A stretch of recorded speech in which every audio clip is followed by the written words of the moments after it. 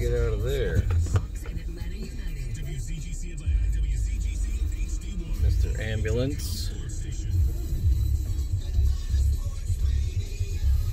How am I supposed to get out of there?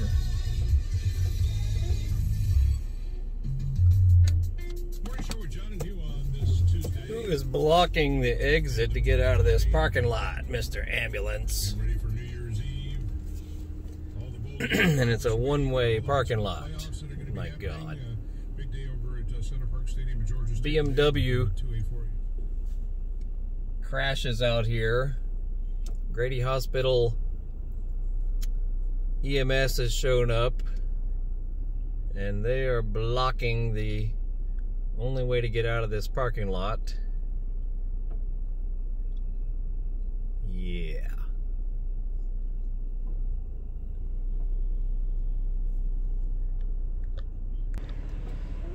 Well, so we're sitting here and Grady EMS is blocking this only way out of this parking lot.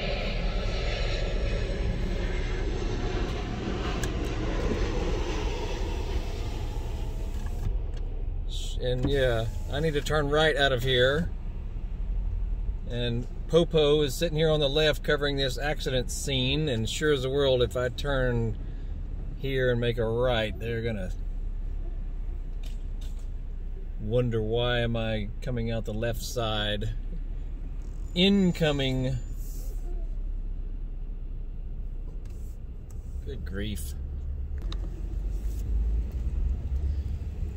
Well, the Atlanta police was nice enough to let us go around him here.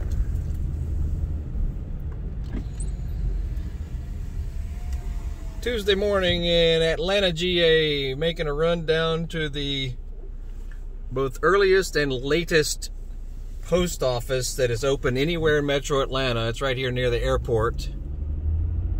Oh, you can see the moon. Y'all probably can't see it, but the moon is setting way over there in the west. But sometimes we make a run all the way down to the post office, the last post office, you know, anywhere in a city where you can drop off packages up until midnight at night, and then they open at 7 a.m. in the morning, which is fantastic. So, you know, those of us online sellers who are serious about getting packages out as quick as possible, instead of dropping them off at our local post office, and these days, you know, with COVID, and they are still 2 weeks behind on moving packages around the local post offices. I talked to my postman just yesterday, and he said they are a minimum of 2 weeks behind because there's just so many packages. I mean, we're in a big city also, so I'm sure that makes a difference. But for you guys who are, you know, who you order stuff, everyone orders stuff online these days, but if you also ship stuff online and you have customers who are PO'd at you because a package hasn't shown any movement and tracking, you know, for several days, it's not your fault. Yeah, USPS is backed up a minimum of 2 weeks on moving stuff as far as at the local level. So the only way we can sort of bypass that is by actually taking packages straight to the main post office of the city of Atlanta. And it hopefully saves a good 3 to 5 business days on moving packages. And that's how we roll. We try to get stuff out quick. You know, we're not trying to do things only at our convenience. We want to get packages moving so you guys can get what you have bought from us. You know, if you see our Horsepower House eBay and Amazon store, you know, we've been in business more than 15 years now online, and this year especially 2020 has been just a bonkers year for online sales. Totally ridiculous, you know, which also means, you know, we get bogged down as well because there's so many orders stacking up, and we're definitely not going to turn them away. Anywho, so yeah, making an early run to the post office, and we also like to shoot some video of it from time to time. So we Yeah, we were in the Marietta, Georgia area, which is north of Atlanta, you know, about 30 minutes, 25 minutes or so. So yeah, we're talking a good 35 to 40 minute drive down to this post office, which means we get to come through beautiful, you know, downtown and midtown Atlanta and try to show how it looks on video. And we're also testing out our new, look at all these cars jammed on the side of the road.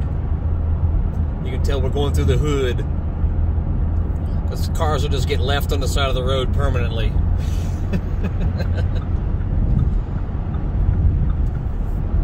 But yeah, this new device that we use to hold our Samsung Galaxy Note 10 Plus is called a Panavice Portagrip.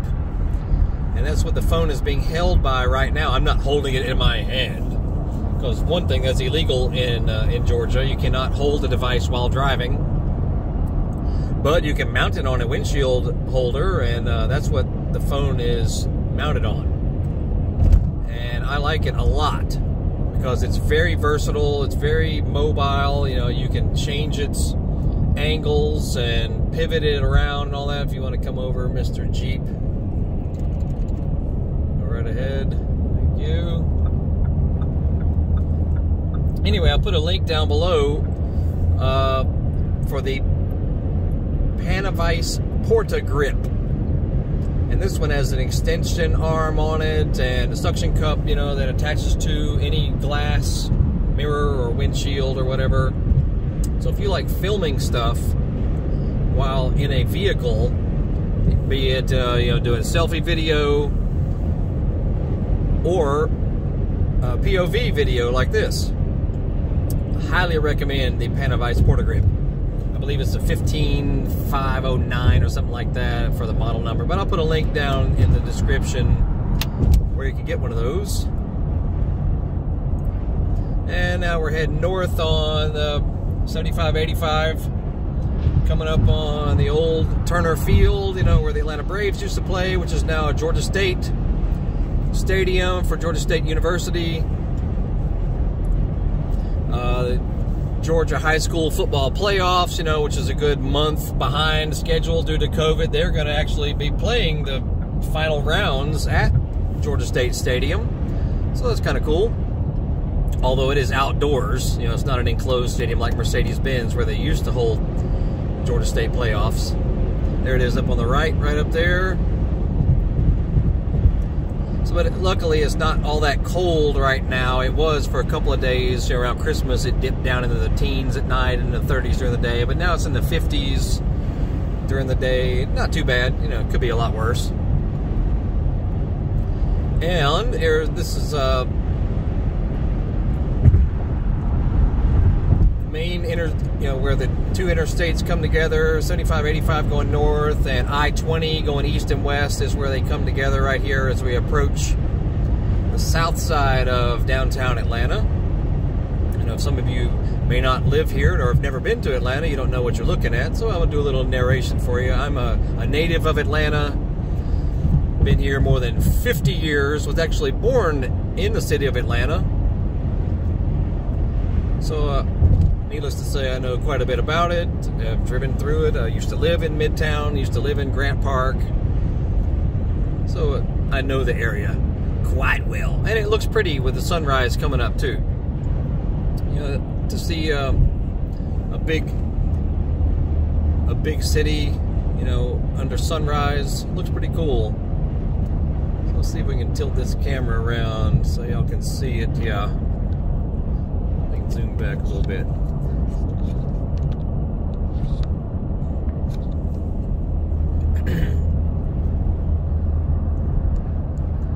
So yeah, I might ramble a little bit while we're observing the scenery. There's a car go by. Let me get over a lane here. Yeah, if you look over to your far left there,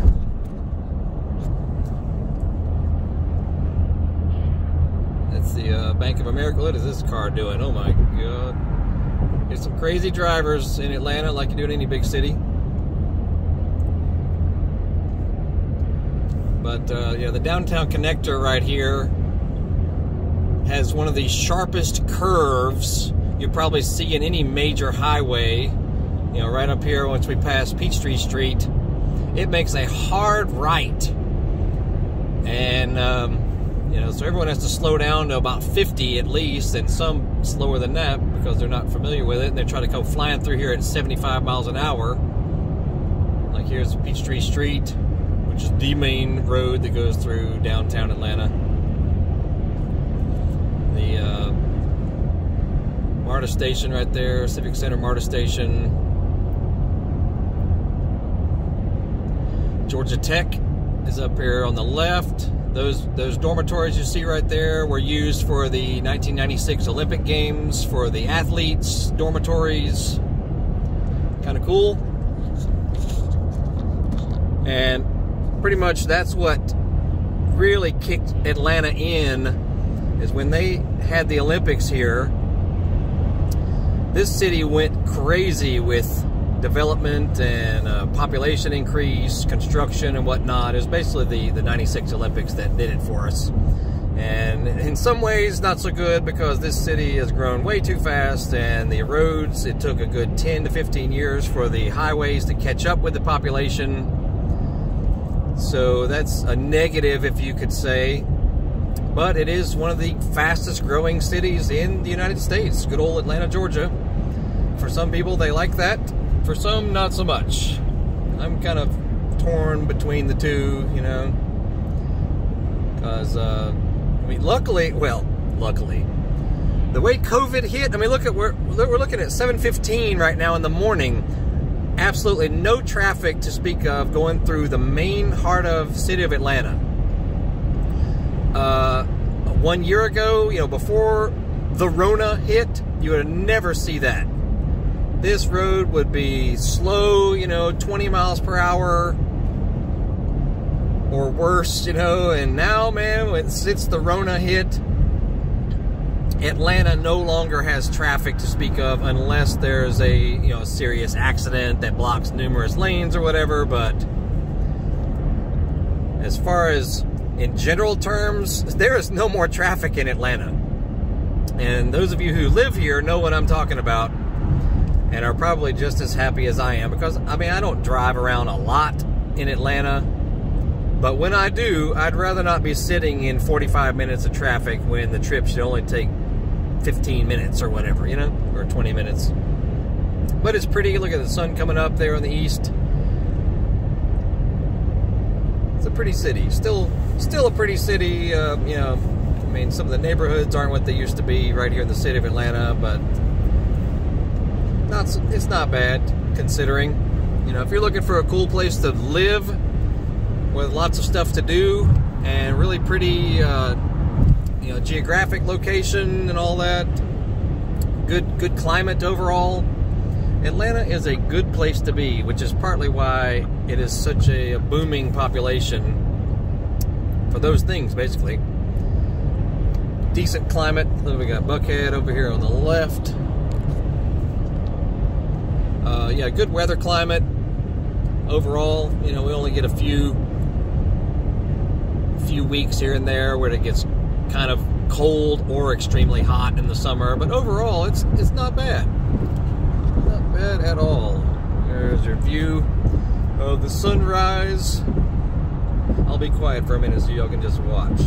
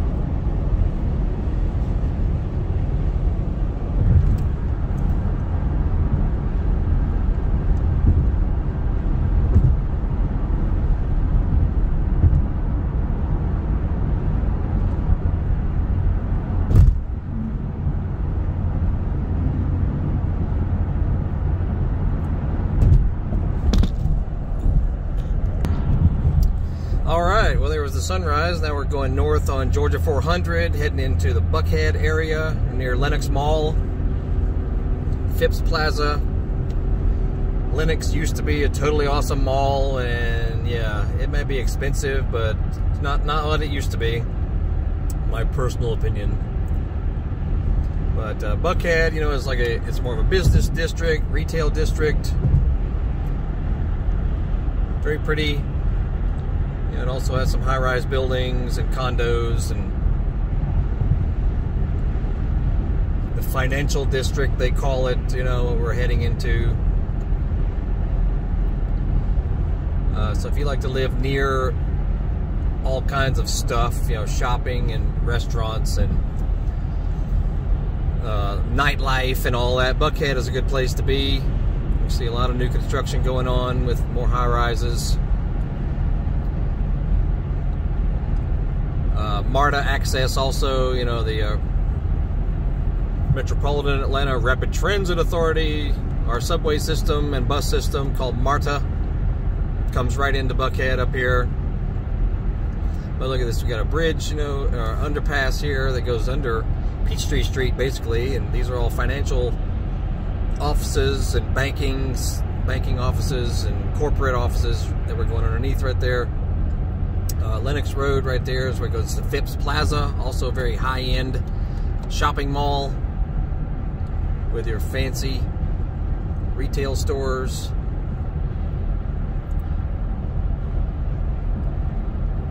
Georgia 400, you know, is relatively new. It was built, not, you know, I mean, 20 years ago or so.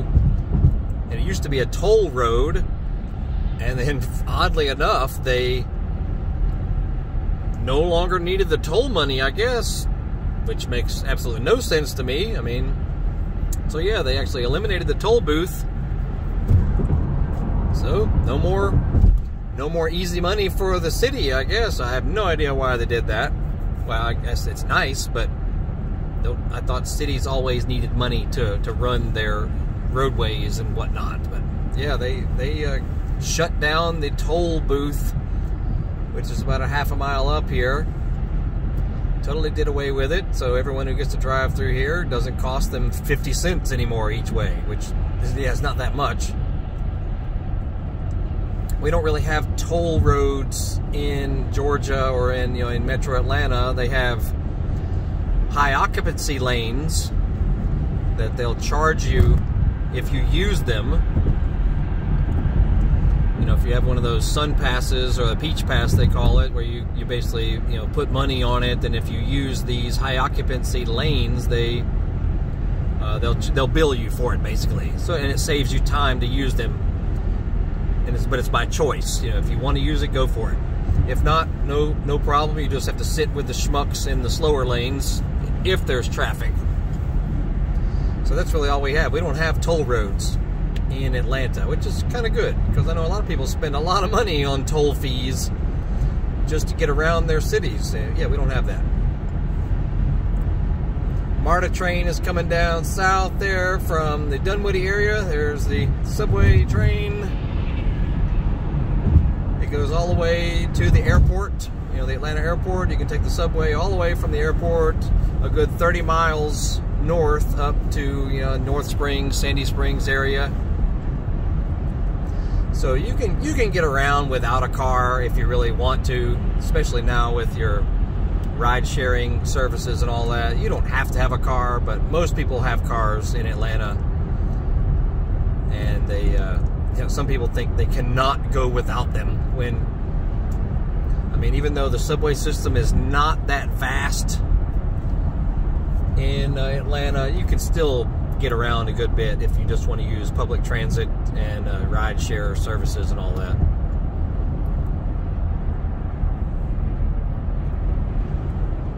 And then the perimeter highway, we only have one, which is also ridiculous. You'd think a city like this should have at least 2 perimeter highways. We only have one. It's called I-285, which we're coming up on here in another mile or so. Yeah, I have no idea why we do not have an inner and an outer perimeter highway, because that would help a great deal of people trying to bypass the city. But nope, we only have one.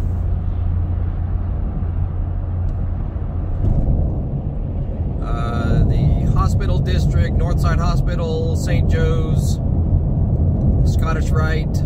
That's all up here on the right. My lovely wife is in anesthesia at Northside Hospital, which is up here on the right. You know, she basically drugs you when you come in for surgery, then she keeps you alive when you come in for surgery. That's what she does. A chemistry honor student, you believe it or not, if you've seen videos of her. She is a knockout, as well as brilliantly honor student smart. Unbelievable. She works in anesthesia for Northside, and we're coming under I-285. Lots of new overpasses being built here so people can get on and off of 400 easier than they could before. That's all being constructed. That's another thing. Atlanta's always under construction as far as highways and roads and